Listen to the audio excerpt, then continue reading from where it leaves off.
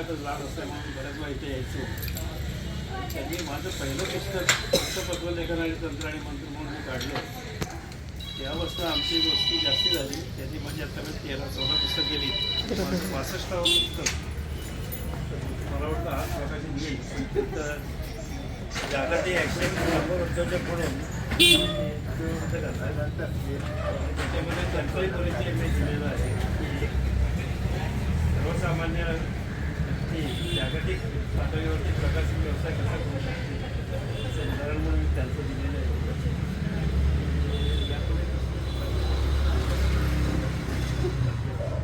तुम्ही बोला. डॉक्टर राशिंकर हे रोटरीचे डिस्ट्रिक्ट गव्हर्नर आणि सतत लिहितात. 62 पुस्तकं सातत्यानं काढणं ते जग सगळं पाहिलेलं आहे. त्याचा अनुभव आहे आणि जोशी काकांच्या अगदी जवळचे 5 चांगलं तुम्ही बनवलं.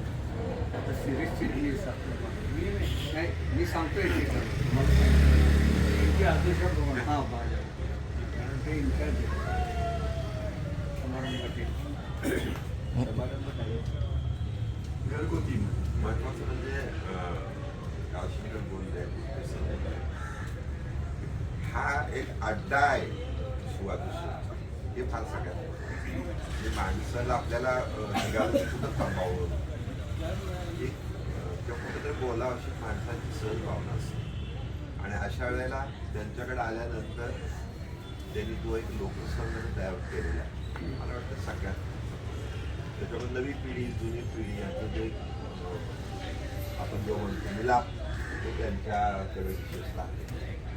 आणि मग ते वेगवेगळ्या घटना सांगत असतात. ज्या घटना मला असं वाटतं की तरुण पिढीपर्यंत विशेषता पोहोचल्या पाहिजे. आणि अशा घटना लिहिणारी माणसं आपल्याकडे सगळी आहेत. मला वाटतं की माझे प्रभातचा सदर आहे, ते पुण्यनगरीला सदर आहे, केसरीमध्ये माझा अनेक आहे. परंतु मी या वर्षामध्ये 5-6 वेळेला त्यांच्यावर लिहायचं फारच समजलं आहे. त्यातलं एकच उदाहरण मुद्दा की मला असं वाटतं की आमच्या जुन्या पिढीत आपल्या सगळ्यांना थोडंफार अशा गोष्टी लागतात. पण माझ्या नातवाची मूल्य होती माझी मूल्य त्या कालावधीमध्ये 1948 सालामध्ये गांधी हत्येनंतर जो काही एक ब्राह्मण समाज असेल, सारस्वत समाज असेल, शिकेती आमचा समाज असेल, त्याच्यावर एक प्रकारचं जे काही थोडंसं गंडार्थ लागलं. आणि त्यावेळेला त्यांचं सुद्धा गावात आणि ज्या अडचणी निर्माण झाल्या विशेषतः त्या अडचणीची त्यांनी एक घटना सांगितली ती फार मला महत्त्वाची वाटली. की साधारणपणे 8व्या वर्षी मूल्य होत असते म्हणजे 12व्या वर्षीपर्यंत त्यांची काय 12 वर्षापर्यंत मूल्य होत त्यांचे इथं 10 वर्ष मूल्य होते.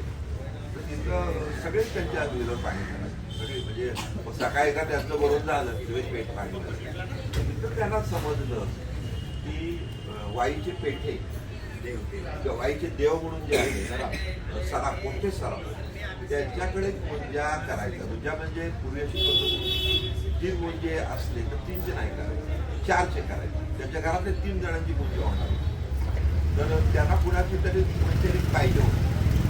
त्या कालावधीमध्ये त्यांनी आईला सांगितलं की माझी काय गरज नाही, वडिलांची परवानगी दे, वडिलांची परवानगी दिली आणि त्यांची मुंज या पेठेच्या देवांच्या घरी तिघांच्या बरोबर झालं.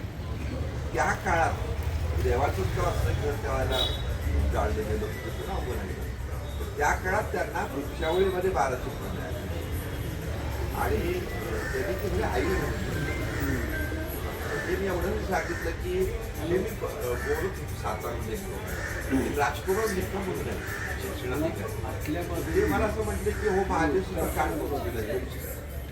मला सांगायचं आहे की अशा परिस्थितीतून त्या काळात मंडळी मिळाली त्याच्यानंतर सुरुवातीशी जे काही निर्माण केलेलं आहे ते मला असं वाटतं की त्यांच्या या घटना तरुण पिढीपुढे गेल्या पाहिजे ज्याच्यामुळं त्याला ऊर्जा मिळत असते आणि हे आपण काम केलं पाहिजे. या वयात सुद्धा अतिशय नम्रपणे सेवा करणं, नम्रपणे लोकांना मदत करणं आणि एक वाचन संस्कृतीला वाहून गेलेलं ते सातारा जिल्ह्याचे आहेत, काही प्रकारे पुणे जिल्ह्याचे आहेत. आणि ह्या वाचनाची आता गरज आहे. त्यासाठी या वयात पण त्यांची धडपड चालू आहे. त्याबद्दल अंकुश पाटील जोशी साहेबांची शंभरी लवकर पूर्ण हो. आता ती 16 वर्षे निवडणारे 14 वर्षे निवडणारे मला माहिती आहे. पण त्यावेळेला आम्ही असू परमेश्वराने आम्हाला त्यापर्यंत ठेवावं. आणि माझं जे ते काय हॅशटॅग पुस्तक झालं आहे ते अनेक जण माझ्या मागे लागले होते. पण माझा पिच्छा पुरवला ते सुद्धा करावं. आणि ते पुस्तक प्रकाशन होईपर्यंत त्यांनी माझा पिक्चर सोडला नाही. त्यामुळे माझ्या पुस्तकाचं सगळं श्रेय अंकुश काकड्यांचं नाही, ते सुद्धा त्यांना परमेश्वराने उदंड आयुष्य देवो, आयाची प्रचलित प्रवृत्ती राहावं आणि आमच्यासमोर एक आदर्श त्यांच्या निमित्ताने उभा राहावं. सुधीर गाडगे आणि माझ्या मनापासून नेतृत्वानं शुभेच्छा. आणि अनेक पुस्तकं त्यांनी परस्पर छापलेली आहेत.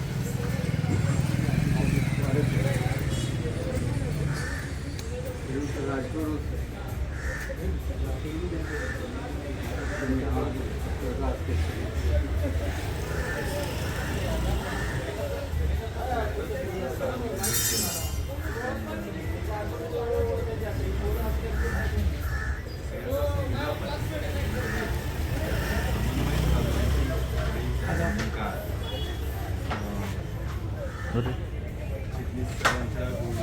थांब थांब